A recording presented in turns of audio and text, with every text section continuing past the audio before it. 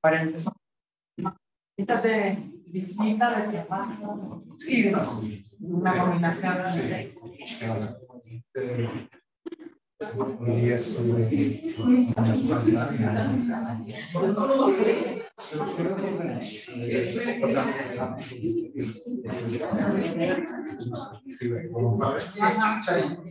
luego esta noche no exportan nada.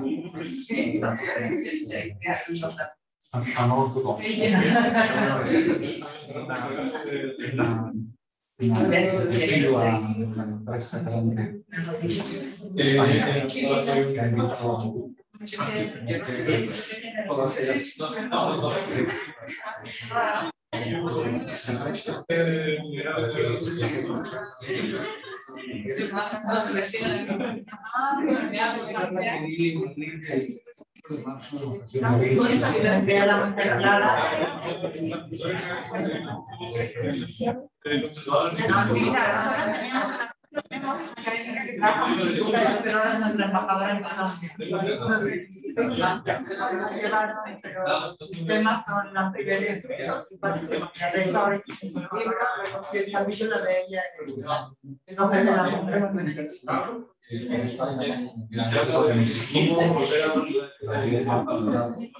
Que es ahora más sofisticado que hay en el mundo. Es una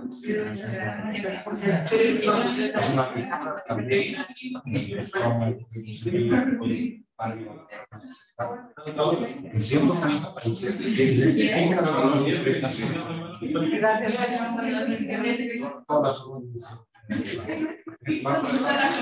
en Irán hay 24 diferentes formas de discriminación legal. Y uno puede acceder.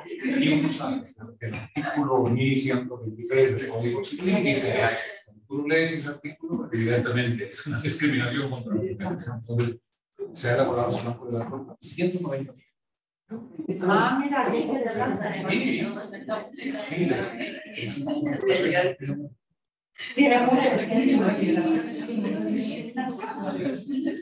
sí, parece que Chile ya no, o no tiene que nada, no tenemos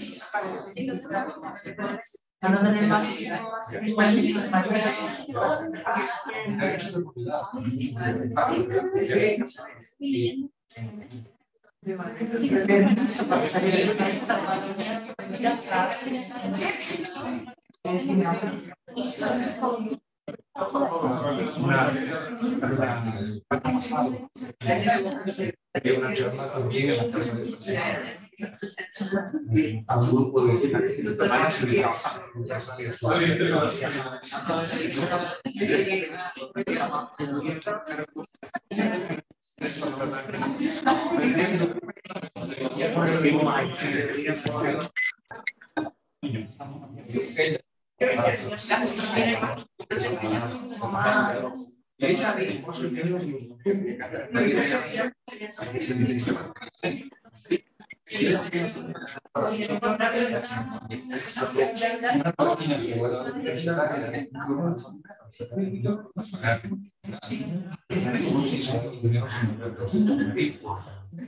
¡qué marido! ¡Qué marido!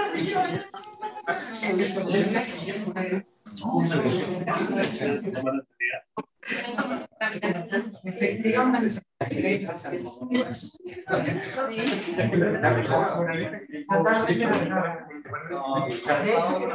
La primera, una personal, es incomprensible.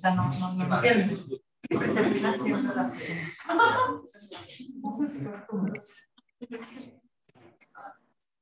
Bien, siendo ya 3:30 en punto, vamos a iniciar el conversatorio de esta tarde. Muchísimas gracias por acompañarnos, muy buenas tardes a todas por asistir. La verdad es que es un gusto para nosotros como instituto, como programa de políticas públicas globales, poder contar nuevamente con la presencia del profesor Augusto López Claro en el instituto. El año pasado también nos acompañó y tuvimos una interesantísima conversación.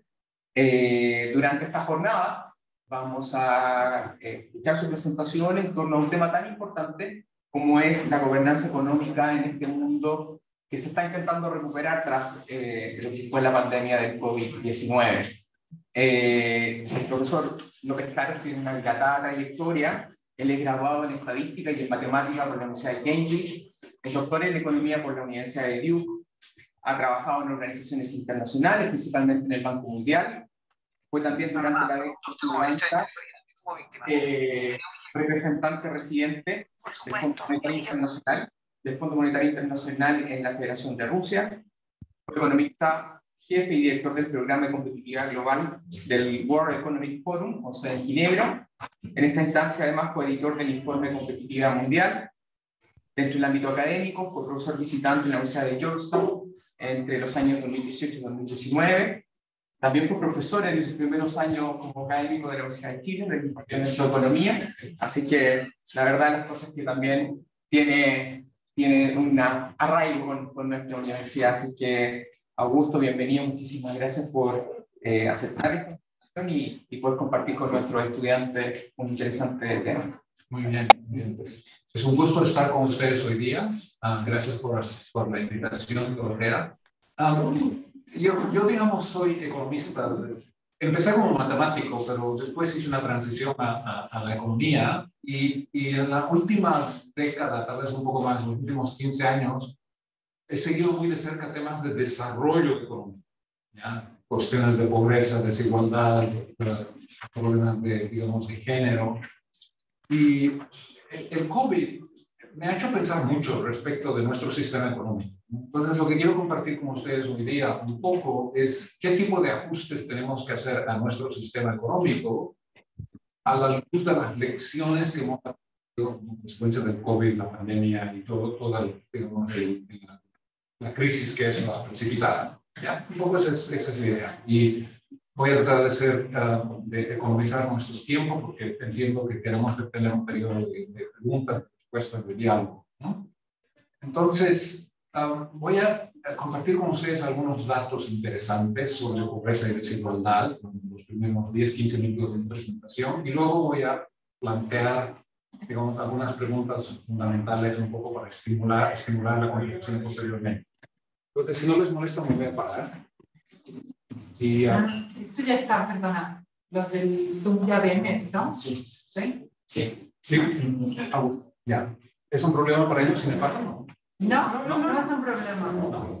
Ellos, esa es la cámara y ahí están los micrófonos. Ya, listo. Mi única duda es si ellos ya veían el PowerPoint.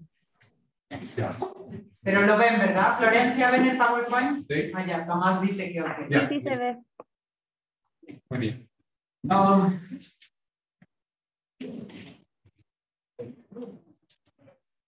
¿Con ese? Ya, va a cambiar. ¿No? Sí. Esta es una perspectiva muy, digamos, rápida de la evolución de algunos indicadores sociales importantes durante los últimos medio siglo. ¿Ya? Ustedes pueden ver que, por ejemplo, ha habido una caída muy rápida, muy pronunciada en la tasa de mortalidad infantil.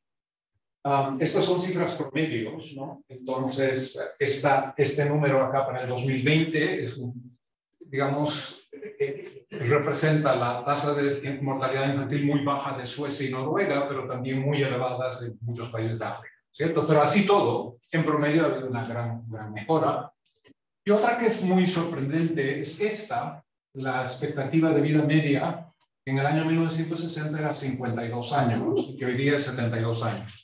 Yo tenía una amistad muy estrecha con Richard Cooper, que era un profesor en el Departamento de Economía de Harvard, y una vez conversando con Richard, él me dice, si tú me hubieras dicho en el año 1960 que en un periodo de 50 años, 60 años, iba a haber un aumento del 38% en la expectativa de vida media, yo te hubiera dicho, estás loco, eso no va a ocurrir nunca, porque no hay un periodo en toda la historia que tenemos de los últimos miles de años donde ha habido ese aumento en un periodo tan corto.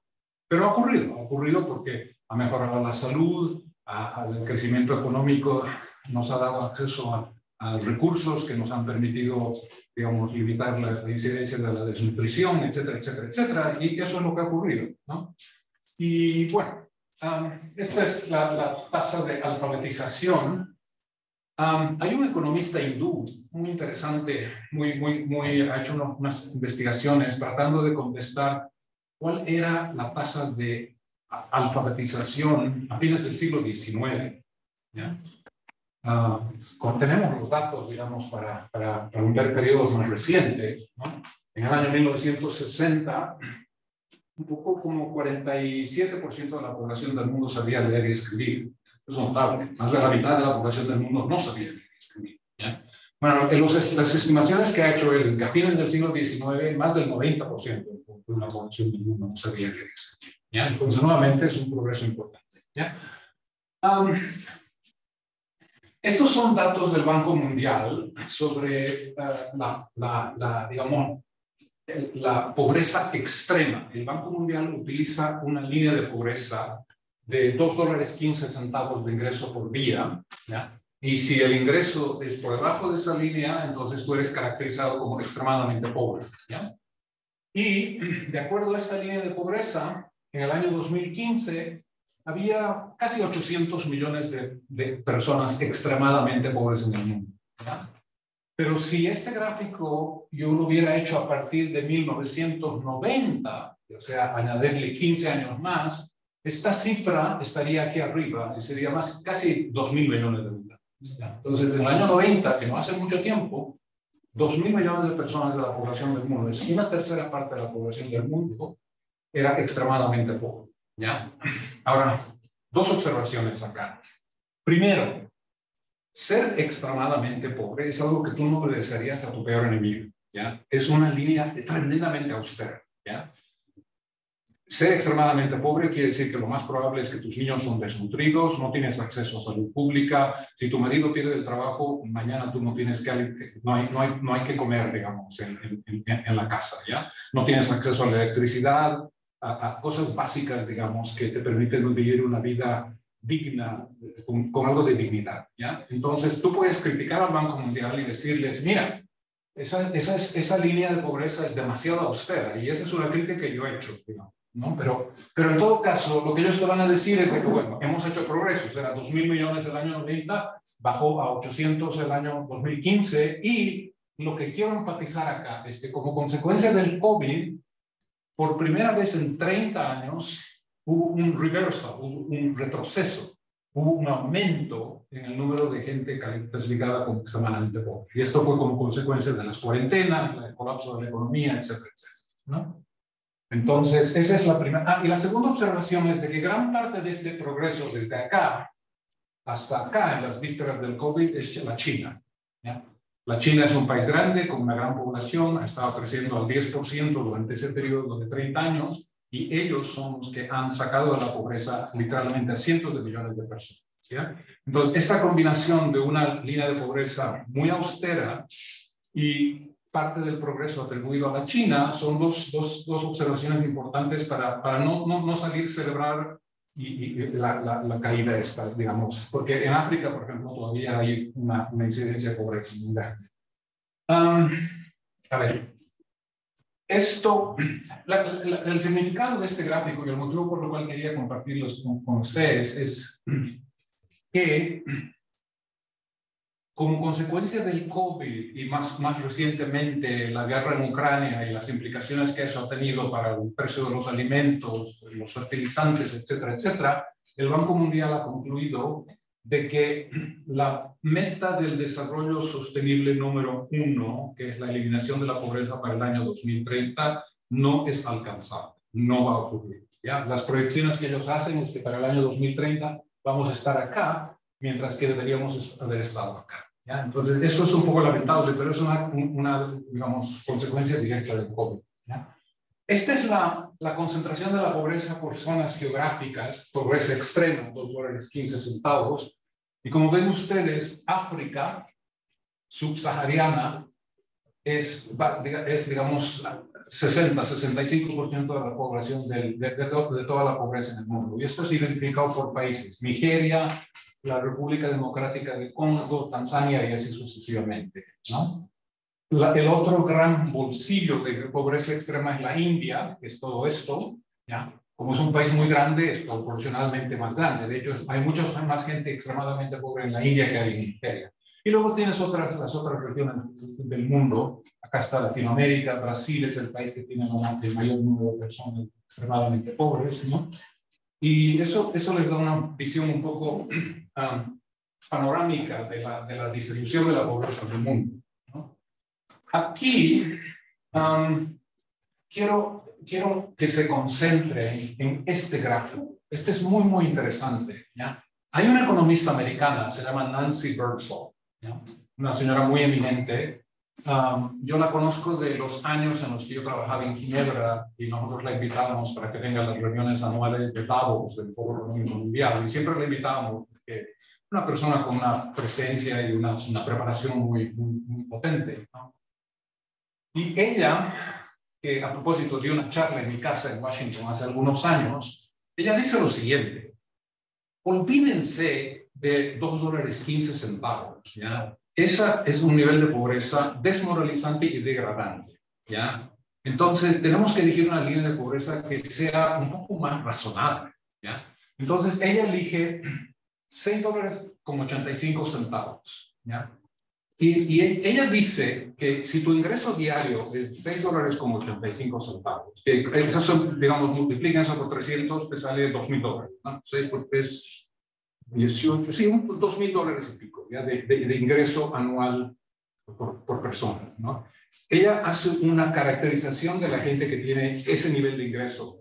Y él dice, esta gente no solamente es pobre, pero ella les llama, utiliza una palabra en inglés, strugglers, ¿ya? ¿Ustedes saben lo que quiere decir to struggle? No, ¿cómo? Como luchar sí, que tienen dificultades, digamos, la vida es una constante lucha. Los struggles con este nivel, con este nivel de ingreso tienen dificultades para cumplir sus compromisos, sus obligaciones a fin de mes, el sueldo se les acaba, ¿ya? Lo notable de esa línea de pobreza es de que el 2019, en la víspera de la pandemia, 47% de la población del mundo es pobre, ¿ya? 1 de cada 2 personas en el mundo es pobre, ¿ya? Y eso ha empeorado con la pandemia, ¿ya? Y acá en el año 2015, el 51% de la población del mundo es pobre, ¿ya? Yo, francamente, si fuera mi decisión en el Banco Mundial, yo le diría al Banco Mundial, olvídense de los $2.15. Vamos a empezar a caracterizar la pobreza a 6.85 y en esa línea de pobreza, mitad de la población del mundo es pobre. Entonces tenemos un problema de pobreza, ¿no? Quiero decir un poquito sobre desigualdad. Esta es una tablita interesante cuyo objetivo es el siguiente. El Producto Interno Bruto de todo el continente de Sub-Saharan África, que son como 50 países, es $2 trillones, 1.9 trillones. ¿Ya? Y estos países tienen una población de casi 1.200 millones de habitantes, ¿ya? Si ustedes toman 2 países en Europa, Suiza y Holanda, que ni siquiera son los países más grandes de Europa, ¿ya? Calculan sus productos internos brutos y su población, lo que ustedes descubren es de que Suiza y Holanda tienen un producto interno bruto que es más o menos equivalente al producto interno bruto de toda África subsahariana, ¿ya? Porque la suma de esto y esto es prácticamente eso. Pero son 2 países que tienen una población que es el 2,2% de la población de todo el continente de Sub-Saharan África. Esto dramatiza un poco, digamos, la concentración de riqueza en el mundo, ¿ya?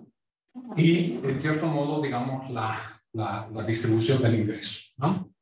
Este es un experimento que hicimos, una simulación que hicimos en el banco con un par de research assistants, ¿ya? Y que un poco fue precipitada por un artículo que publicó un ex colega mío en el Fondo Monetario, en el Financial Times hace algunos años, ¿no? Y la tesis de este artículo era bien interesante. El título era The Golden Age of Growth, ¿ya? La época de oro del crecimiento económico, ¿ya? Y la tesis del artículo era la siguiente: los países pobres durante los últimos 20 años han estado creciendo a una tasa que es básicamente el doble de la tasa de crecimiento de los países ricos. Por lo tanto, hemos resuelto el problema de la pobreza. Punto. Esa era la tesis, lo había explicada con datos, etcétera, etcétera, porque él argumentaba de que va a haber un proceso de convergencia. Si los países pobres están creciendo más rápidamente que los países ricos, entonces eventualmente van a catch up, van a alcanzar, ¿ya? Eventualmente, si tú vives en Tanzania, vas a tener acceso a servicios y calidad de vida que se va a asemejar a la de Suecia o a la de Alemania o a la de Francia, ¿ya? Pero lo que él dejó, digamos, un poco abierto era cuánto tiempo va a tomar ese proceso de catch up, que es obviamente la pregunta más evidente que te surge, ¿te das cuenta? A mí un poco me sorprendió que el Financial Times, el editor del Financial Times, no le dijo muy interesante, pero how long? ¿No? ¿Cuánto tiempo va a tomar? Entonces, este ejercicio un poco responde a esa pregunta, ¿ya? Entonces, lo que hacemos es una simulación.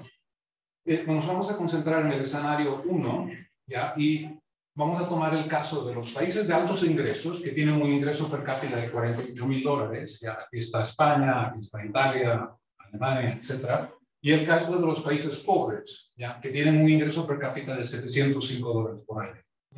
Entonces, tú dices, los países de altos ingresos durante los últimos 20 años han estado creciendo al 2,6%, los países pobres han estado creciendo al 4,7%, eso es lo que decía el señor en el Financial Times, ¿ya?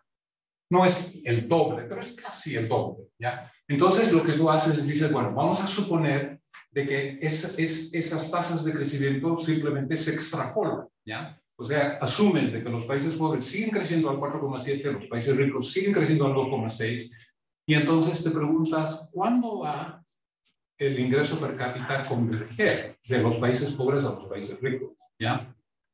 Y uno puede decir, bueno, pero que esos supuestos no son reales, porque el cambio climático va a afectar mucho más a los países pobres que a los países ricos, porque dependen de la agricultura. Por lo tanto, este supuesto de que van a seguir creciendo más rápidamente que los países ricos no es un supuesto muy razonable, etcétera, etcétera, etcétera. Y yo les digo, sí, tienes razón, pero esto es una simulación. Entonces, simplemente hagamos ese supuesto, ¿ya? Si ustedes hacen ese supuesto, resulta de que la brecha que hay entre países ricos y países pobres se hace más grande hasta el año 2197 y finalmente hay una convergencia en el año 2226.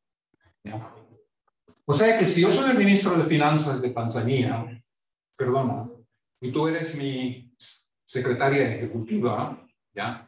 Muy competente y muy eficiente, y un día vienes y me dices, mira, Augusto, yo y mi esposo y mi familia nos estamos yendo a Suecia. Tengo una hermana que vive allá desde mucho tiempo y me ha estado diciendo que acá se vive muy bien, ¿ya?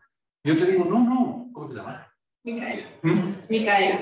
Micaela, no, por favor, quédate. Hay ese economista en el Fondo Monetario que acaba de publicar un artículo en el Financial Times y que dice que we're catching up, ¿ya? Y entonces tú me dices, y bueno, ¿cuánto tiempo va a tomar? Son 200 años, no ve nada.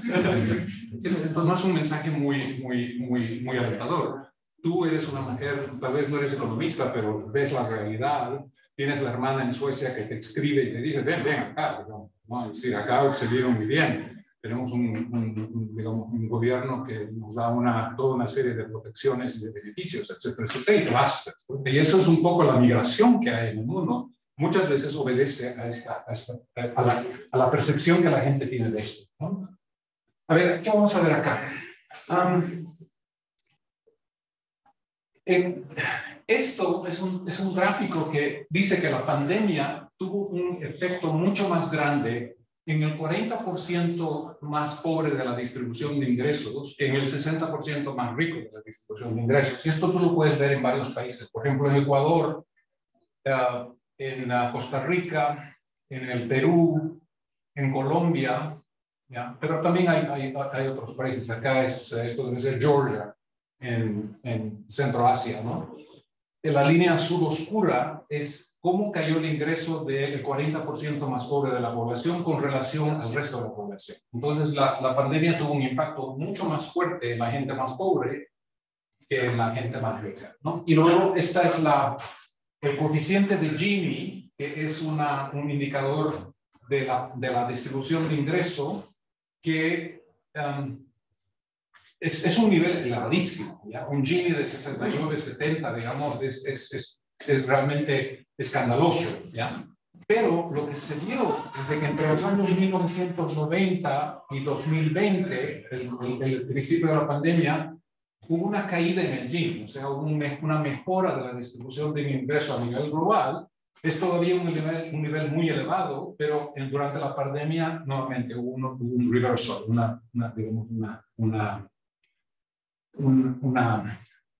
un aumento sustancial, ¿no? Por primera vez en muchas décadas, ¿ya? Bueno, a ver, si hay unos datos más. Esta es una figura interesante, es un ejercicio que hace Franco Milanovic, que es un ex colega del Banco Mundial que ahora enseña en la Universidad de Nueva York, y él dice lo siguiente: vamos a agarrar a toda la población del mundo, los 8.000 millones de habitantes, y los vamos a poner en una carretera, ¿ya? Lado a lado a lado. Pero los vamos a organizar desde el más pobre hasta el más rico, ¿ya? O sea que a este lado de la carretera están Jeff Bezos y Elon Musk y Bill Gates y todos estos hombres muy ricos, ¿no? Y al otro lado está la gente más pobre de África, ¿ya? Y él dice, ¿qué porcentaje del ingreso de todas estas 8.000 millones de personas necesitas para... No, ¿cuántas de estos 8.000 millones de personas necesitas para generar el primer 20% del ingreso? Y resulta que necesitas 75% de la población del mundo para el 20% del ingreso, ¿ya? Al otro extremo, basta tener 1.7% de la población para generar 20% del ingreso, ¿ya? Entonces, nuevamente es una óptica interesante, ¿no? Que te demuestra cuán mal distribuido está el ingreso. Bueno, hay una historia interesante ahí. Me gustaría concentrarme ahora en algunas de las lecciones que salen del pandemia, que están un poco ilustradas por estos datos que acabo de compartir con ustedes, ¿ya? Una de ellas es obviamente que la pandemia ha demostrado, incluso en los países de altos ingresos, de que tenemos que fortalecer mucho más la respuesta de nuestros sistemas de salud, ¿ya? Para la siguiente pandemia, ¿ya? Y no estoy haciendo un pronóstico o una profecía. Los científicos dicen de que las pandemias un poco son un reflejo del sistema económico que tenemos, ¿ya? Nuestro sistema económico tiene una imperativa de crecimiento, ¿ya? Muy potente. Aquí los gobernantes pierden el trabajo y los votantes los echan si es que ellos no entregan crecimiento económico y prosperidad, ¿ya? Pero ¿cuál es digamos, qué es lo que subyace a ese sistema? Es que tenemos una población que está en continuo crecimiento. Para el año 2050 vamos a ser 9.000, 10.000 millones de personas. Hay 1.000, 2.000 millones de personas más que tenemos que alimentar. Tenemos que construir carreteras para ellos, tenemos que calentarlos en el invierno y refrigerarlos en el verano. Tenemos que, digamos, generar energía para, digamos, poder apoyar su estilo de vida, etcétera, etcétera. Entonces, esto quiere decir de que continuamente estamos expandiendo, estamos irrumpiendo en bosques y en zonas donde viven criaturas que llevan viruses contra los cuales nosotros no tenemos inmunidad natural, y eso, digamos, es el origen del SARS, del Ebola, del MERS y quién sabe, tal vez del COVID, ¿no? Entonces, una conclusión importante es de que nuestra capacidad para responder a las pandemias y a crisis que tienen una dimensión de salud pública tiene que ser potenciada de una forma muy grande, ¿no? Es decir, durante el COVID, ustedes han debido leer, digamos, el tipo de situaciones muy terribles que se vivió en muchas partes del mundo, incluso en países ricos, España, Italia, hospitales completamente colapsados, gente teniendo que dormir en los pasillos, etcétera, etcétera. Y eso no puede ser, ¿no? Relacionado a eso, esta es una segunda lección, y es que tenemos que reexaminar las prioridades de gasto que tenemos en el mundo hoy en día, ¿ya? Este es un tema súper complicado. Hay un concepto que utilizan los economistas que se llama el espacio fiscal. Es la habilidad que tiene el Estado para responder a una crisis en función de las deudas que tiene que seguir que implican obligaciones, ¿cierto? España, donde yo vivo actualmente, el año 2007 tenía una deuda pública del 37% del Producto Interno Bruto, o sea, relativamente baja. España hoy día tiene una deuda del 120% del Producto Interno Bruto. Es decir, ha triplicado su deuda pública. ¿Por qué? Por la crisis financiera internacional del 2008, por el COVID del 2020. ¿Ya? Entonces, España tiene un espacio fiscal mucho más reducido del que tenía hace 15 años. ¿Ya? Y eso quiere decir de que tenemos que, digamos, replantear un poco nuestras prioridades de gasto en particular, y también nuestra habilidad para recaudar recursos, ¿ya?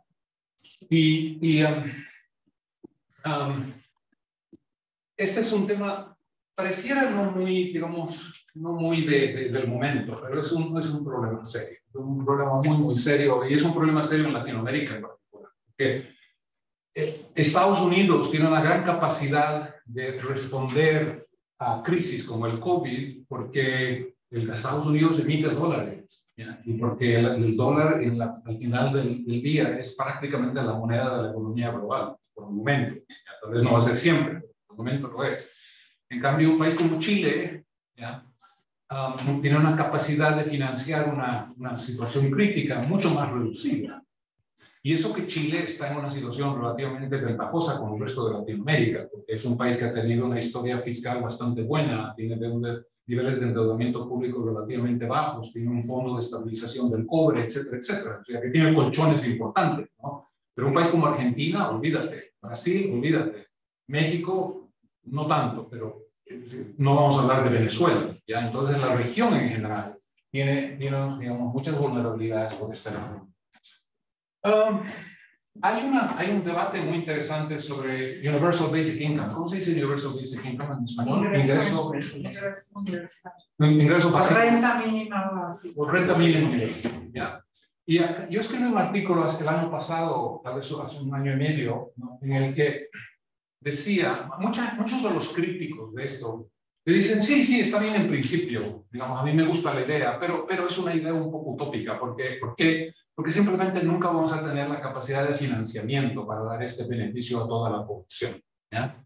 Y entonces lo que yo digo es de que ese argumento es ligeramente deshonesto, ¿ya? Tal vez no deliberadamente deshonesto, pero es ligeramente deshonesto por la siguiente razón.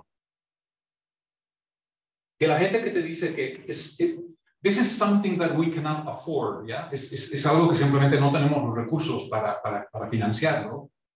Muchas veces no te menciona de que, de acuerdo a datos del Fondo Monetario Internacional, estamos subsidiando la energía, la gasolina, el gas natural, la electricidad, el carbón, alrededor de 6.000 billones de dólares anuales. 6% del Producto Interno Bruto del mundo ya son subsidios a la energía, que no solamente empeoran el cambio climático, pero que además los beneficiarios de esos subsidios no son las mujeres analfabetas que viven en las zonas rurales de la India, porque ellas no tienen casas grandes, porque ellas no tienen autos, ¿ya? Es la clase media.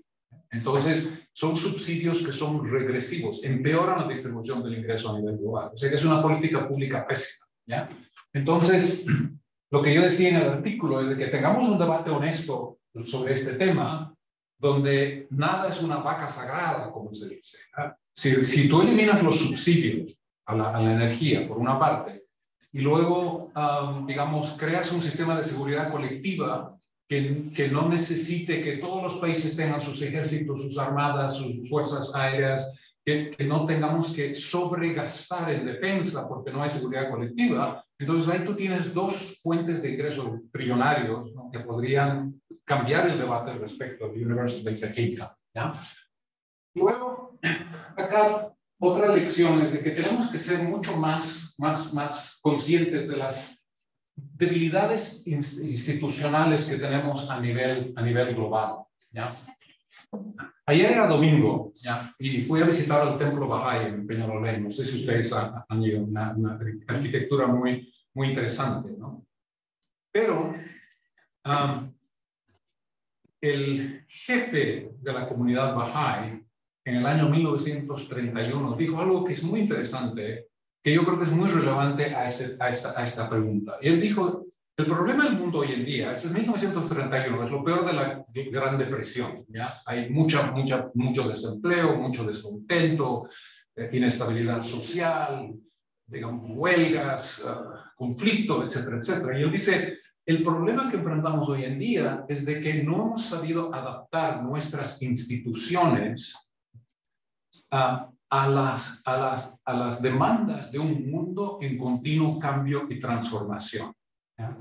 Y de que a no ser que hagamos esas adaptaciones, entonces vamos a seguir viviendo en un mundo de conflicto y de caos, ¿ya? Y eso es algo que se ve muy bien hoy día, ¿ya?, en el campo del cambio climático, ¿ya?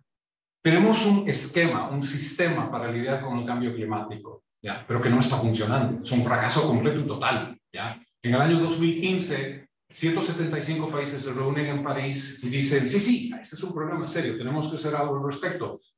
Emiten unos compromisos para reducir las emisiones, ¿ya? Son compromisos que no son vinculantes, o sea que si tú eres Brasil y no cumples esos compromisos, no pasa absolutamente nada, no hay penalties, no hay sanciones. No solamente eso, sino que cuando se suman los compromisos de los 175 países, no son consistentes con mantener un aumento de la temperatura de 2 grados o 1,5 grados. ¿Sí? Son consistentes con un aumento mucho más elevado. O sea que hay una incoherencia completa, ¿no? Y eso es porque no tenemos un mecanismo de gobernanza, ¿ya?, que nos permite enfrentar el cambio climático en una forma coherente y vinculante, que realmente resuelva. ¿Ya? Entonces, hay unas deficiencias institucionales muy grandes, ¿no?, que tienen que ser enfrentadas. ¿Ya? Y un proyecto en el que yo estoy involucrado actualmente, ya, muy interesante. Vamos a hacer una presentación en Nueva York en la semana de la Asamblea General. ¿Ya? Tiene que ver con, digamos, la Carta de las Naciones Unidas. La Carta de las Naciones Unidas, digamos, es el documento que en el año 1945 senta las bases de nuestro nuevo orden mundial. ¿Ya? Frente al caos de la destrucción de la Segunda Guerra Mundial, los países miembros los países que se incorporaron como miembros fundadores de las Naciones Unidas, entre ellos Chile, ¿ya? Pues Chile fue parte de los 51 países que firmaron la Carta de las Naciones Unidas inicialmente, crean este documento que no ha sido reformado, no ha sido actualizado nunca. ¿Ya? Es un poco un síntoma de lo que decía este señor, ¿ya?, el jefe de la comunidad Bahá'í, que no hemos sabido adaptar nuestras instituciones, ¿ya?, a las demandas de un mundo en continuo cambio. ¿Ya? Entonces, la Carta de las Naciones Unidas, ¿ustedes saben si la Carta de las Naciones Unidas menciona el cambio climático como un desafío que tenemos que enfrentar? Absolutamente no. ¿Ya? No está, digamos, en la visión de la problemática global que se tenía en ese momento, a pesar de que el cambio climático ya estaba ocurriendo. ¿Alguien sabe en qué año se descubrió el efecto de invernadero? Esta idea de que cuando sube la concentración de dióxido de carbono en el aire, hay un aumento, digamos, predecible, calculable en la temperatura media del ambiente. ¿Alguien sabe? Les voy a dar un hint. Un químico sueco con el nombre de Svante Arrhenius, que ganó el premio Nobel como consecuencia de este descubrimiento. ¿Qué año? Tenía entendido que había sido una científica que una científica había encontrado el efecto invernadero aproximadamente como en el 1880, si no me equivoco. Muy bien. 1897, para ser preciso. 1897. O sea que ese fenómeno, y la fórmula de él es muy elegante, y es una fórmula, digamos, muy precisa, muy precisa. Arrhenius dijo, si la temperatura, si la concentración de dióxido de carbono sube tanto, el aumento de la temperatura va a ser tanto. Y esa fórmula ha sido verificada múltiples veces. Arrhenius cometió un error entre comillas, que es interesante. ¿Ya? Alguien le preguntó, ¿cuántos años crees que van a pasar antes de que, creo que la pregunta era, antes de que la concentración de dióxido de carbono doble, ¿ya?, suba en 100%? Entonces él pensó, 700 años. ¿Ya? Nada, pues como un siglo, un poquito más de un siglo. Ya hemos pasado esa barrera. ¿Ya? Pero ese es un error perdonable, ¿ya?, porque era una pregunta un poco difícil y tal vez no tenía los instrumentos para hacer una predicción, porque no pudo haber anticipado que íbamos a tener el crecimiento económico y la población que ha tenido en la práctica. Entonces, el proyecto en el cual estoy involucrado, con un grupo de 16 expertos, incluyendo un premio Nobel, incluyendo una presidenta de la Asamblea General de las Naciones Unidas, es básicamente plantear la necesidad de hacer una enmienda a la Carta de las Naciones Unidas, ¿ya?, para modernizar el sistema de las Naciones Unidas de una forma que es importante, ¿ya? Aquí un pequeño detalle histórico. La Carta de las Naciones Unidas tiene un artículo que es el artículo 109. ¿Alguien sabe qué dice el artículo 109 de la Carta de las Naciones Unidas? Es una pregunta injusta tal vez. Pero bueno, pregunta de que, un pequeño, me estoy pasando un poquito, pero estoy terminando. En el año 1945 se reunieron 51 países de la Conferencia de San Francisco para, digamos, acabar de redactar la Carta de las Naciones Unidas y adoptarla y dar, digamos, el gran impulso a este nuevo sistema, ¿ya? Que iba a tener con el tiempo instituciones muy potentes como el Banco Mundial, el Fondo Monetario, la Organización Mundial de la Salud, etcétera, etcétera, ¿no? Entonces, cuando empieza la conferencia, un grupo de 17 países liderados por Nueva Zelanda, por su primer ministro, Peter Fraser, ¿ya? Están tremendamente molestos de que Estados Unidos y la Unión Soviética básicamente dicen lo siguiente: esta organización se va a crear con el poder de veto del Consejo de Seguridad, ¿ya?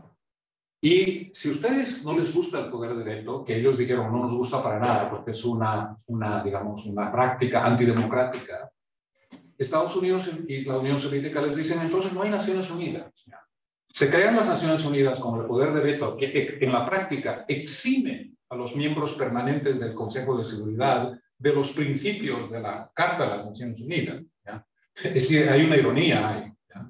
Digamos, vamos a firmar todos nos vamos a comprometer con estos principios, excepto que nosotros los cinco miembros permanentes del Consejo de Seguridad, digamos, nos eximimos de estos principios, ¿no? Y vemos una manifestación reciente de las distorsiones que eso crea en el momento actual, en la que Rusia es un miembro de las Naciones Unidas in good standing, como se dice en inglés, ya con todos los privilegios y los derechos, a pesar de que está violando todos los fundamentos más importantes de la Carta de las Naciones Unidas. Es realmente, digamos, escandaloso. No solo eso, preside el Consejo de Seguridad. ¿Ah? No solo eso, preside el Consejo de Seguridad. Seguridad. Sí, ahora está presidiendo por un mes, tiene razón.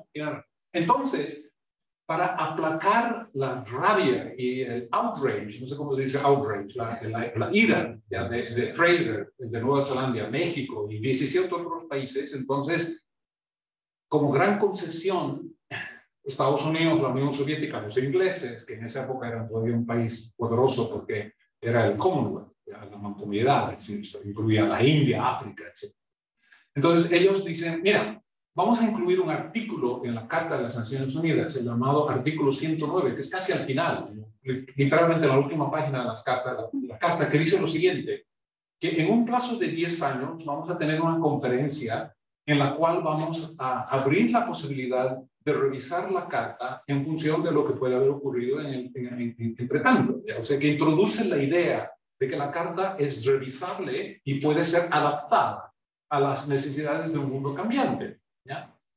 Entonces, con esta promesa, Fraser y los otros países firman la carta y todos se van a su casa contentos de que han creado esta gran organización, ¿ya? Entonces, pasan los 10 años y todos dicen, bueno, y tenemos que llamar a la conferencia. La convocación de esa conferencia no puede ser vetada, ¿ya? Por los miembros permanentes, obviamente, porque si es un artículo que ha sido introducido para tranquilizarlos y acallarlos, ¿ya? Y apaciguarlos, entonces no puede ser que tenga el veto. Entonces no requiere el veto. Pero para el año 55 estamos en la Guerra Fría. La Unión Soviética y los Estados Unidos no tienen particular interés en volver a replantearse la posibilidad de repensar la carta, y en la práctica esa conferencia no ha tenido lugar. Nunca, ¿no? El año pasado, en Nueva York, el Global Governance Forum, ¿ya? El Global Governance Forum participó en un evento en el que nosotros hemos propuesto de que la cumbre del futuro, que es una conferencia que ha sido convocada por el secretario general de las Naciones Unidas, que va a tomar lugar en el año 2024, que se utilice esa cumbre para esencialmente convocar esa conferencia para revisar la Carta de las Naciones Unidas, ¿ya? En otras palabras, el argumento es muy fácil, es muy sencillo, muy transparente. Tenemos un mundo que está enfrentando toda una serie de riesgos catastróficos globales. El cambio climático nos va a aplanar, nos va a destrozar, va a tener un impacto absolutamente devastador sobre la economía y sobre la gente en el mundo. Entonces, ha llegado el momento en el que finalmente tenemos que replantearnos si es que la Carta no tiene que ser modernizada y básicamente traer a las Naciones Unidas, que tiene 78 años, al siglo XXI, para que se convierta en una organización que nos ayude a resolver los problemas que tenemos.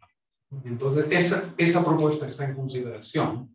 Si me preguntan si es que en el año 2024 Gutiérrez y sus colegas en los países miembros van a decir, sí, tengamos esa conferencia del artículo 109 antes del año 2030 para plantearnos si vamos a hacer una enmienda a la Carta o no, y qué tipos de enmiendas podríamos hacer, ¿no? Si va a ocurrir o no va a ocurrir, no sé.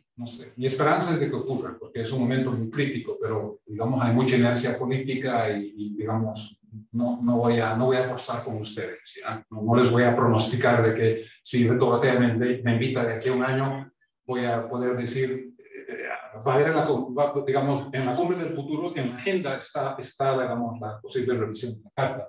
Pero, entre tanto, lo que hemos hecho es hemos establecido un grupo de eminentes investigadores y entonces estamos trabajando en la pregunta, independientemente de si los países miembros de las Naciones Unidas quieren o no quieren enmendar la Carta, poniendo eso a un lado, ¿ya?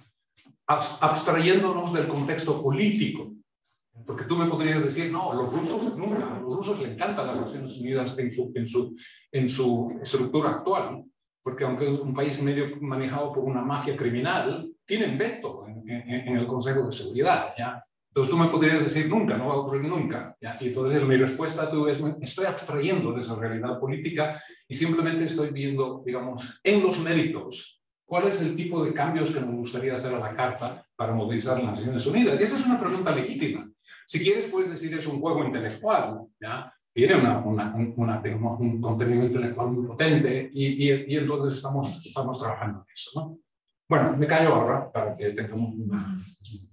Muchísimas gracias, Augusto, por tu excelente presentación, por esas preguntas que siempre son bastante sugerentes para el debate. Así que, por favor, las preguntas que estimen pertinentes, sus reflexiones a partir de lo que hemos escuchado. Rocío, por favor. Sí.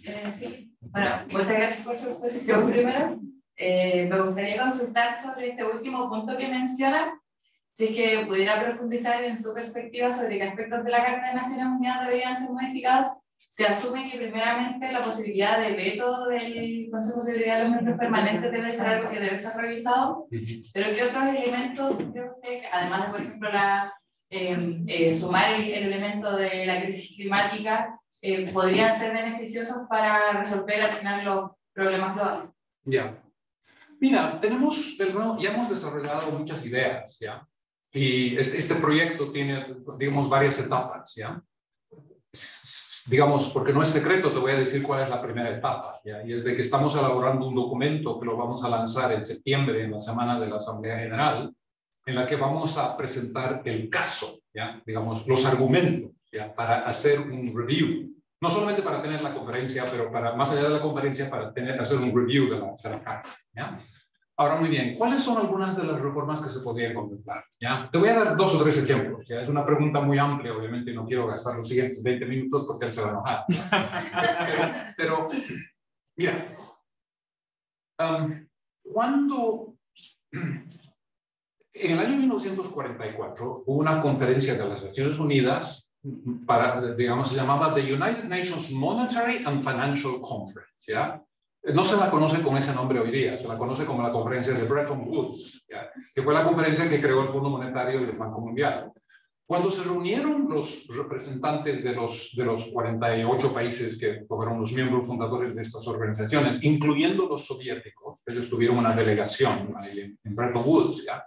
Y llegó el momento de plantear la estructura de gobernabilidad de estas organizaciones. Ellos no crearon el poder de veto, ¿ya?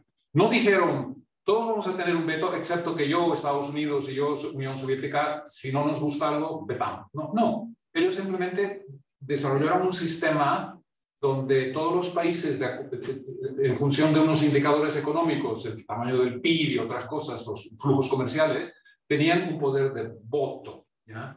Hacía una correlación entre el tamaño de la economía y su huella en la economía global y el poder de voto. Y ese sistema lo aceptaron, ¿ya? Y entonces esas dos organizaciones durante toda su historia han operado, se han gobernado sin, digamos, que ningún país tenga el veto, ¿ya? Y en la práctica, ¿sabes qué es lo que ha ocurrido? Y esto te lo cuento yo como un insider, porque he trabajado en ambas organizaciones y he estado en reuniones de sus directorios en múltiples ocasiones. Lo que ha ocurrido en la práctica es que se ha dado un sistema de consenso, ¿no? Son muy, muy raras las veces en las que un tema es tanto controversial que, por ejemplo, los americanos dicen, bueno, ya vamos a votar y acá está mi 17%, ¿ya? Y Chile dice, sí, voy a votar y acá está mi 0,3%, ¿te das cuenta? No, en la práctica es consenso, ¿ya? Y ha funcionado muy bien. Entonces, en nuestra propuesta es, en lugar de tener un Consejo de Seguridad con 15 miembros, 5 permanentes y 10 rotativos, ¿ya? Lo cual en la práctica quiere decir que como India no es un miembro permanente, es un miembro rotativo, le toca sentarse en el Consejo de Seguridad una vez cada every blue moon, como dicen, cada, qué sé yo, 20 años, porque hay 188 países que se están rotando esos 10 puestos, ¿te das cuenta? Entonces, a cada país le toca no sé cuándo es a Chile que le tocó sentarse en el Consejo de Seguridad. Hace poco, relativamente poco. Bueno, hace poco. Si fue hace poco, van a tener que esperar hasta que tú tengas nietos para que le toque la siguiente vez. Entonces, pero bueno, Chile es un país pequeño. La India es el país más poblado del mundo. Este año más población que la China incluso. Entonces, no es justo que una parte importante de la población del mundo no esté representada en decisiones muy importantes. Entonces, lo que nosotros decimos es, hay que reorganizar el Consejo de Seguridad de una manera que los 193 miembros del Consejo del mundo tengan voz y tengan voto, ¿ya? Pero el voto de una forma ponderada, sirviendo algún criterio técnico, ¿ya? Que nosotros lo proponemos, ¿ya? Y no necesitas tener una mesa con 193 sillas, ¿ya? El banco y el fondo no tienen directorios con 193 sillas, tienen como 24. Chile, Argentina, Perú, Bolivia, Paraguay y Uruguay son el cono sur, tienen una silla entre ellos. ¿Te das cuenta? ¿Ya? Los países de África, de Sub-Saharan África, que son países relativamente pequeños en cuanto al comercio internacional del PIB, etcétera, etcétera, creo que tienen 2 o 3 sillas. Y así sucesivamente. Los 189 miembros del fondo y del banco se sientan alrededor de la mesa, todos están representados, todos tienen voz, todos tienen voto, nadie tiene veto, ¿ya? Entonces, ese sistema ha funcionado bien. Entonces, nuestra propuesta es reorganizar el Consejo de Seguridad de esa manera, ¿ya? En lugar de el debate absurdo que hay hoy día, donde la India quiere veto, Brasil quiere veto, Japón quiere veto, Alemania quiere veto, ¿entiendes? Y ya es disfuncional completamente el Consejo de Seguridad, no hace nada, ya es una organización dentro de las Naciones Unidas, ¿entiendes? Que no tiene absoluta relevancia. Lo que ha ocurrido como consecuencia del veto es de que el poder se ha ido gradualmente transfiriendo a la Asamblea General, ¿ya? Cuando Rusia invadió Ucrania, acá te voy a explicar por qué digo que el veto no tiene valor. Pues es un privilegio que básicamente tiene un valor económico de $3, ¿ya? Rusia invade Ucrania, inmediatamente en el Consejo de Seguridad se quiere emitir una resolución condenando la invasión y pidiéndole a Rusia que se salga, ¿ya? Rusia, ¿qué hace? Veta. ¿Qué es lo que ocurre? Literalmente al día siguiente el tema va a la Asamblea General, se debate por unos días y el 2 de marzo del año pasado 141 países de la Asamblea General sacan una resolución donde condenan la agresión y le dicen a Rusia que se vaya, ¿ya?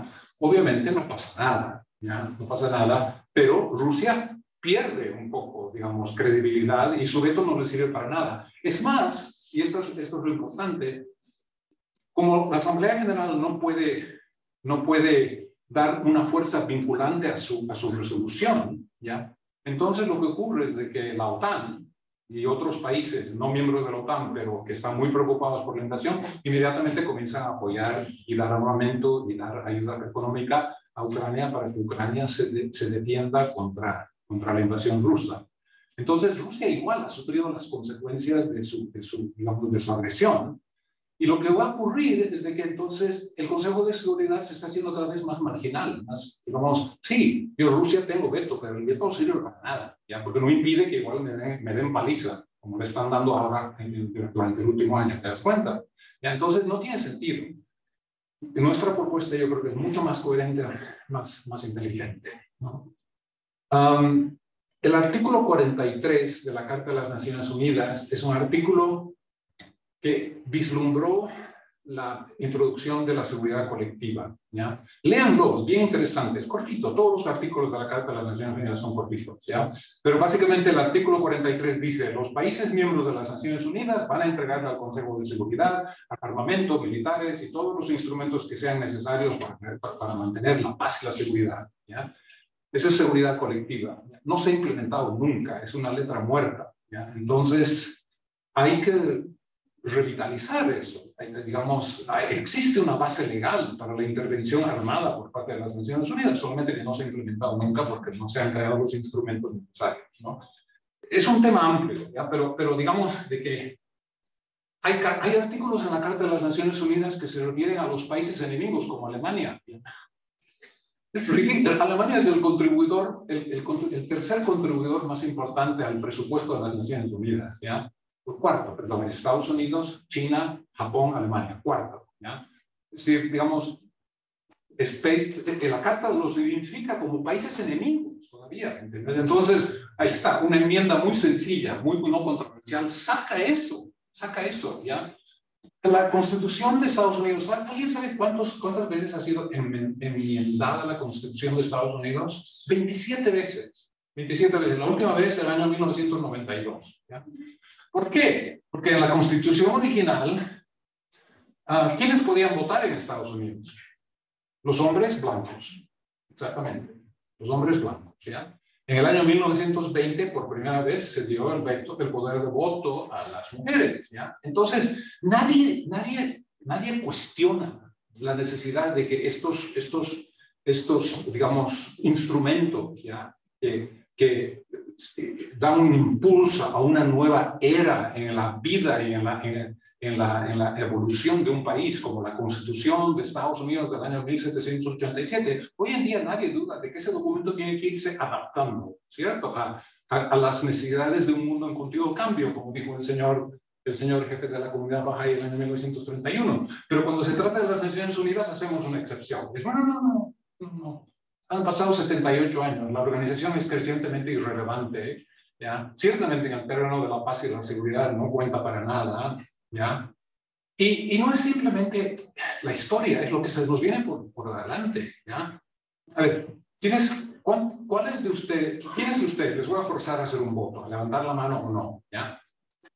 ¿Cuántos de ustedes creen de que la probabilidad de que haya un conflicto armado entre Estados Unidos y la China es por debajo del 5%, y de que por lo tanto la probabilidad de que haya una guerra nuclear, una guerra mundial en la que se utilizan las armas nucleares es por debajo del 5%? A ver, ¿tú crees que es por debajo del 5%? A ver, ¿quién es más? No hay opción, o a un lado o al otro. Menos del 5%, son 2, 3. Bueno, son minoría ustedes, ¿ah? O el resto de ustedes son tímidos y no quieren pronunciarse one way or the other, ¿ya? Pero, digamos, yo te voy a decir cuál es mi punto de vista. Yo creo que la probabilidad de que ocurra eso es mucho más alta que el 5%. Y podemos debatir, ¿ya? Podemos debatir, pero es mucho más alta. No es 70%, ¿ya? Pero es mucho más alta. Y supongamos que sea 25%. ¿Mucho más alta cuánto? ¿Qué? Mucho más, ya que nos jugamos con un dato, ahora juégate con un porcentaje. Yo le doy, para que mi encuesta haya sido más exacta, les hubiera dicho en los siguientes 10 años. ¿Ya? Digamos, ¿ya? Y yo creo que, digamos, es un problema existencial, ¿ya? Aún si es que es 20%, ¿ya? Aún si es que es 20%, pero es que es 20% de una guerra nuclear, ¿ya? Que se va a hacer global muy rápidamente. ¿Y qué impacto va a tener eso sobre la economía? Ustedes acá en Chile dirán, bueno, estamos lejos. Olvídate, nadie va a estar lejos, ¿ya? Eso va a ser un cataclismo que va a tener un impacto a nivel global. No estoy diciendo necesariamente que va a ocurrir. Mi punto ya no es hacer una profecía. Mi punto es empatizar de que frente a estos riesgos, ¿ya? Que son non-zero risks, ¿ya? Es decir, son riesgos cuya probabilidad de manifestarse no es cero, ¿ya? Frente a esos riesgos, entonces, es absolutamente esencial, ¿no? Que vayamos y contemplemos digamos, ¿en qué forma necesitamos nosotros modernizar nuestro orden mundial? Perdón, era una respuesta larga a una pregunta sencilla, digamos, pero... ¿Alguna otra? Sí, por favor. Respecto a la línea de la pobreza que nos mostró del Banco Mundial, bueno, claramente es un indicador, de alguna forma se lo tiene que operacionalizar y no es fácil, pero también es una decisión política. Y en ese sentido, ¿se contempla algún reajuste? Porque, bueno, o sea, el indicador numérico de $2,15 no es equivalente esa cantidad de dinero al poder adquisitivo a lo largo de los años. Eso va cambiando. Ya. El Banco Mundial va ajustando esa línea ya para reflejar el aumento de los precios, etc. Hasta hace poco ya era $1.90, ¿ya? Entonces hacen como un ajuste cada 5 años, según recuerdo, ¿ya? Pero el punto no es tanto si se hace o no hacen ese ajuste, lo hacen, ¿ya? O sea que $2.15 es más un poco equivalente en términos reales a $1.90 de hace 5 años, ¿ya? El punto y el motivo por el cual yo digamos, si fuera una decisión que depende de mí, yo diría, está bien, sigamos trabajando con esa línea de 2,5, pero no definamos la pobreza en función del 2,5. Definamos la pobreza en función de una línea un poco más elevada, el 6,85 me gusta, el de Nancy Birdsall, ¿ya? No porque quiero tener más pobreza en el mundo, no porque me da satisfacción decir 1 de cada 2 personas en el mundo es pobre, ¿ya? Sino porque si tienes digamos, un indicador que es más real, ¿ya? Que, digamos, capta en una forma más justa lo que es ser pobre, ¿ya? Entonces eso puede tener un impacto sobre el tipo de políticas que implementas, ¿ya? Sobre la política pública, sobre cómo vas diseñando programas para pelear contra la pobreza. Lo que está ocurriendo y lo que estaba ocurriendo en el Banco Mundial, yo lo veía con mis colegas, ¿ya? Que ellos decían, 2.000 millones en 1990, 800 millones ahora, gran progreso. ¿Entiendes? Crear un sentimiento un poco de un triunfalismo, ¿te das cuenta? Y cuando tú les dices, pero es que 80% de ese progreso es la China, te dicen, bueno, pero es que los chinos también son seres humanos y, digamos, ¿por qué vamos a comenzar a nitpick, ¿ya? Digamos, tratar de disminuir nuestro entusiasmo por este progreso, porque un chino es lo mismo que un peruano, lo mismo que digamos, un ciudadano de Tanzania. A mí me gusta más una línea que no... Tengo problemas de tipo moral y ético cuando la caracterización que se hace de la pobreza exige que sea desnutrido, que la pobreza sea desmoralizante y degradante, que no tenga acceso a las cosas más básicas en la vida, ¿te das cuenta? ¿Ya? Entonces, yo simplemente digo, no, it's not good enough, ¿ya? Es por eso que el argumento de Birdsall me parece mucho más. Volviendo al asunto de la reforma de la Carta de Naciones Unidas, por ejemplo, el veto asegura la inacción del sistema de seguridad colectiva. Pero en su propuesta, siguiendo este ejercicio intelectual, ¿cómo pueden asegurar de que una respuesta colectiva sin el impedimento del veto pueda asegurar o sostener la paz a largo plazo? Porque me imagino que aplicarle la seguridad colectiva, por ejemplo, en Tanzania, es mucho más fácil que a países con capacidad de respuesta nuclear enormes como Rusia, China, Estados Unidos. O sea, ¿por qué estos países tan poderosos se dejarían que se sobreponga la voluntad de la Nación Unida? Ya. Mira, primero, como he explicado, digamos, tener la atribución del veto ya no tiene mayores implicaciones. Ya no tiene más. Si las Naciones Unidas tuvieran una fuerza militar, ya, que pueda digamos, intervenir, ya, y establecer o no establecer la paz, el poder de vetos tendría un poder muy potente, ¿entiendes? Porque esa es la diferencia entre salvar a la gente y no salvar a la gente, entre enviar una fuerza de intervención masiva para vamos, luchar contra el genocidio o no. Pero como no tiene esa instrumentalidad, como las resoluciones del Consejo de Seguridad no son vinculantes, ¿ya? Y son simplemente, digamos, simbólicas, ¿ya? Entonces el poder de veto un poco está muy devaluado, ¿ya? Número uno. Número dos. lo que va a ocurrir, ¿ya? Y aquí sí me voy a animar a hacer una predicción, ¿ya? Pues no le voy a poner un time frame, ¿ya? No le voy a poner un time frame, ¿ya? Pero ustedes son jóvenes, ¿ya? Y tienen buenas memorias, ¿ya? Y esta es mi predicción, ¿ya? Yo creo que lo que va a ocurrir es lo siguiente, ¿ya? Rusia, la China en particular, van a decir, no, nos vamos a estar muy contentos con el veto, el sistema nos funciona, ¿ya? Entonces, las Naciones Unidas y el Consejo de Seguridad en particular van a estar en forma creciente cada vez más marginalizados. Vamos a seguir teniendo problemas, cambio climático, seguridad, una guerra por Taiwán. Quién sabe, por ahí Vladimir Putin llega el momento en el que va a sentirse tan asediado, ¿ya? Por el apoyo que está dando Occidente a Ucrania, que en algún momento va a tratar de cambiar la dinámica de la guerra y utilizar armas nucleares, ¿ya? Eso no está, él amenazado. O sea, que acá nadie se está haciendo predicciones aventuradas, ¿ya? Entonces, se crea un contexto global de mucha inestabilidad, de mucho caos, ¿ya? Partes del mundo ya son ingobernables, ¿ya? Por la desigualdad, por la pobreza, por, digamos, inestabilidad política, etcétera, etcétera, ¿ya? Entonces, yo creo que puede llegar un momento en el que simplemente varios países, ¿ya? Nueva Zelanda, Alemania, Suecia, Francia no sé, digamos, muchos países, middle powers, se llama, ¿ya? Middle powers. No son países pobres que no tienen ninguna huella política, no son los países más ricos que tienen un interés creado en mantener el sistema, de middle powers, ¿ya? Llega un momento en el que esos middle powers deciden, vamos a crear una propia organización. Vamos a crear una nueva, no le vamos a llamar Naciones Unidas para que no haya un problema de branding, pero le vamos a llamar cualquier otra cosa que capte, digamos, esta idea de multilateralismo. Y entonces ellos crean una nueva organización y luego, digamos, los países van a enfrentar the choice, ¿ya? ¿Me quedo acá o me voy allá? ¿Ya?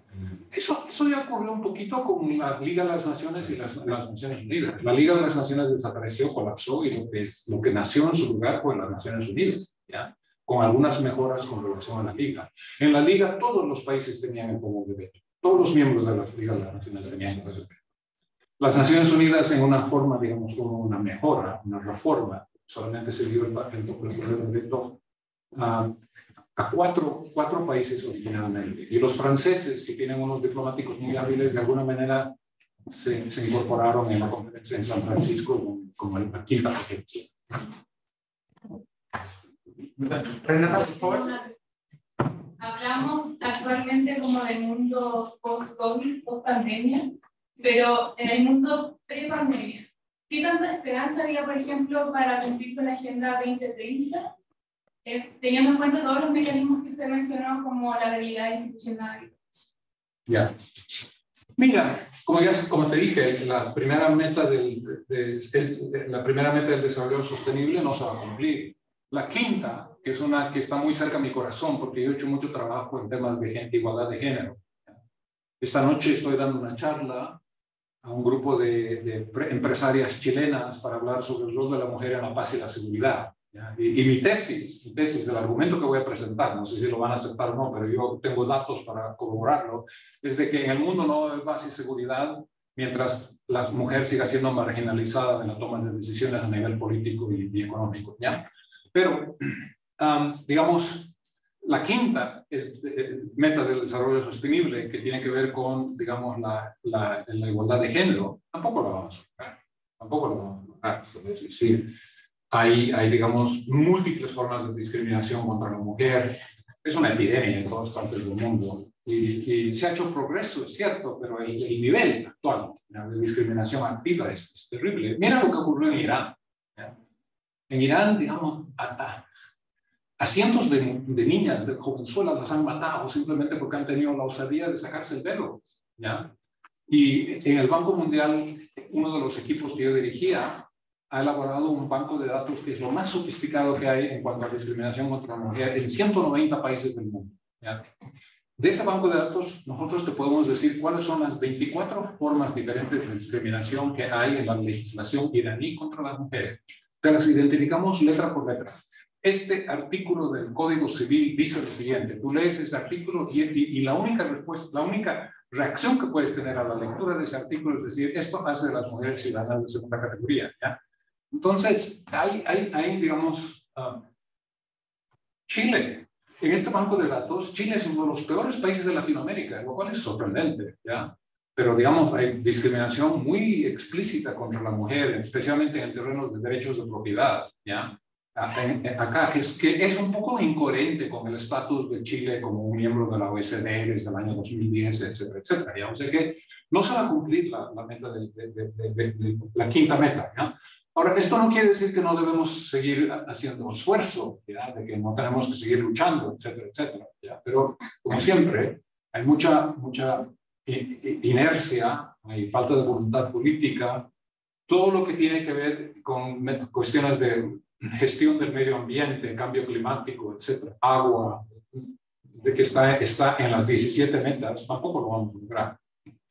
Lo cual es lamentable, ¿ya? Lamentable. Hay una especie de ritual, ¿ya? Una especie de ritual. Es un ritual que sale un informe de un grupo de científicos muy eminentes sobre cambio climático. Por ejemplo, la semana pasada, el Intergovernmental Panel on Climate Change, no sé cómo se llama en español, IPCC, es un grupo de como 300, 400 científicos eminentes que bajo la tutela de las Naciones Unidas emiten estos informes periódicos, ¿no? Sobre el progreso que se ha hecho en el cambio climático. Sale el informe, crea grandes titulares, ¿ya? Hay, digamos, cada informe es cada vez más alarmante, ¿ya? Digamos, son muy conservadores estos científicos, ¿ya? Hace 20 años sus informes eran muy suavitos, pero en la medida en la que no hemos hecho nada, o muy poco, entonces cada vez son más alarmantes, ¿ya? Entonces, sale el informe, se crea mucho ruido en los medios, uno que otro gobernante dice, sí, tenemos que hacer algo, bla, bla, bla, y luego no pasa nada. No está pasando nada. Las emisiones han continuado en aumento desde el año 2015, a pesar de que deberían estar en caída, ¿no? Entonces, es por eso que es muy importante comenzar a pensar en términos un poco más ambiciosos. Tenemos tiempo para una última pregunta, Sebastián. Bueno, primero, muchas gracias por la presentación. Disculpe el fuerte de mi mi pregunta va direccionada hacia el tema sobre, bueno, la inestabilidad del Consejo de Seguridad, y tal vez la pregunta va más hacia preguntarle si cree que tal vez estamos entrando en una época de decadencia de las potencias, tal vez de inestabilidad de las mismas, tal vez el objetivo ahí es discutible, pero tal vez en un periodo en donde tal vez los acontecimientos que han estado ocurriendo, por ejemplo, en Estados Unidos, de manera sociopolítica principalmente, desde, por ejemplo, lo que ocurrió en George Floyd ahora con el retroceso del aborto, por ejemplo, en el que ahora se está cuestionando mucho la capacidad de desarrollo que está teniendo Estados Unidos, por ejemplo. Bueno, en Ucrania y Rusia también hay un cuestionamiento grave, incluso otros como inestabilidades como el Brexit que ocurrió en Inglaterra, ahora Francia también está teniendo sus propios problemas en los últimos días. Entonces, se podría hablar de una inestabilidad de las mismas potencias y, por lo tanto, tal vez llegar a un sistema, o por lo menos un valle de los polos internacionales, como estamos entrando en una época apolar, o un valle. Mira, hay una región del mundo que me da bastante optimismo, ¿ya? Porque creo que es un grupo de países que han logrado encontrar una fórmula muy interesante que les permite un poco mantener algo de autonomía a nivel nacional, pero que les permite cooperar en una forma muy activa y muy vinculante a nivel de temas globales, que es la Unión Europea, ¿ya? La Unión Europea, ustedes me han oído decir muchas cosas sobre desigualdad. ¿Saben cuál es la región del mundo que tiene los coeficientes Gini más bajos de todo el mundo, de todo el planeta? La Unión Europea, ¿ya? Digamos, si ustedes están buscando un país donde hay solidaridad, donde los extremos de riqueza y pobreza no son tan grandes, son los países de la Unión Europea, ¿no? Y no solamente, digamos, Suecia, digamos, Dinamarca, Finlandia, los tradicionales, ¿no? Sino incluso países como Francia, sin ir muy lejos, España, etcétera, tienen niveles de desigualdad mucho más bajos que Chile, muchos más bajos que Estados Unidos y que algunos de los grandes países, ¿no? Estos países han logrado construir un grupo de instituciones poderosas a nivel supranacional que les permiten, digamos, resolver problemas en una forma vinculante y efectiva, ¿ya? 20 países de la Unión Europea utilizan el euro. tienen una Corte Europea de Justicia, tienen un Parlamento Europeo. Estuve la semana pasada en Bruselas haciendo una presentación a varios parlamentarios sobre la creación de una Corte Internacional Anticorrupción, que es una de las iniciativas en la que nosotros estamos trabajando con otra organización en Estados Unidos, ¿ya?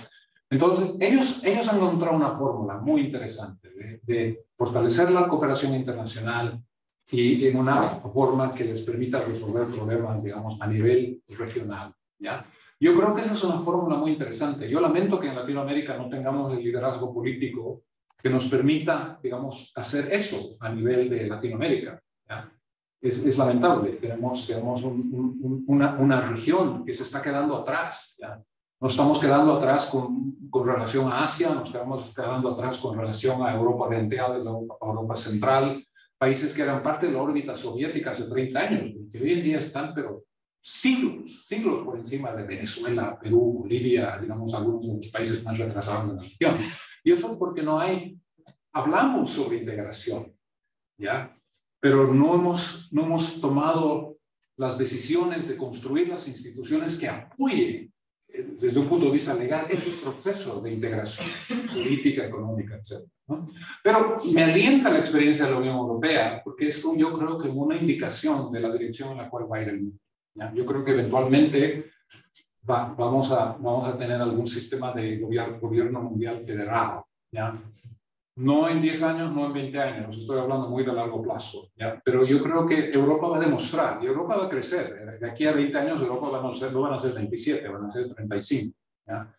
O más, ¿ya? Y eso es alentador, y me gustaría terminar esta conversación con una observación alentadora, para que no estén muy deprimidos por ¿ya?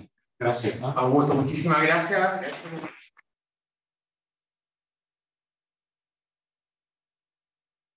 Interesante tu presentación, y la verdad que para los estudiantes seguro que ha sido también una instancia para poder poner en valor muchas de las cosas que hemos conversado en otros momentos, pero de tu experiencia también eso es un punto muy importante para la discusión. Así que también agradecerle a ustedes que hayan asistido durante esta tarde, y bueno, nos encontramos próximamente. Muy bien. Gracias. También hay quienes nos acompañaron. ¿Están en sus casas? En sus trabajos. Gracias también a ustedes por habernos acompañado.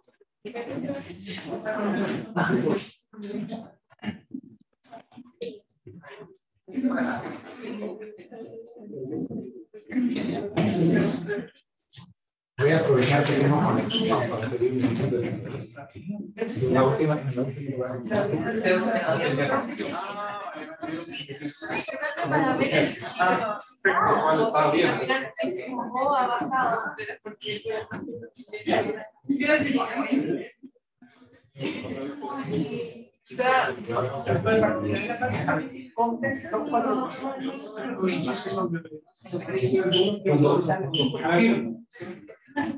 Le voy a dar muchas gracias. Gracias.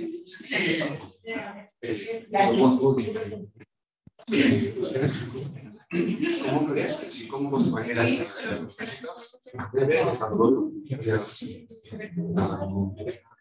Mira, solo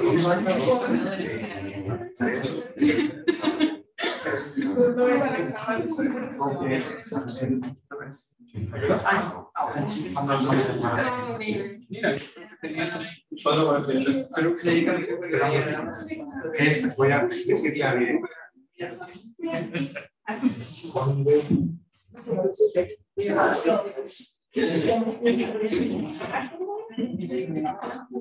Son 247, 249, 249.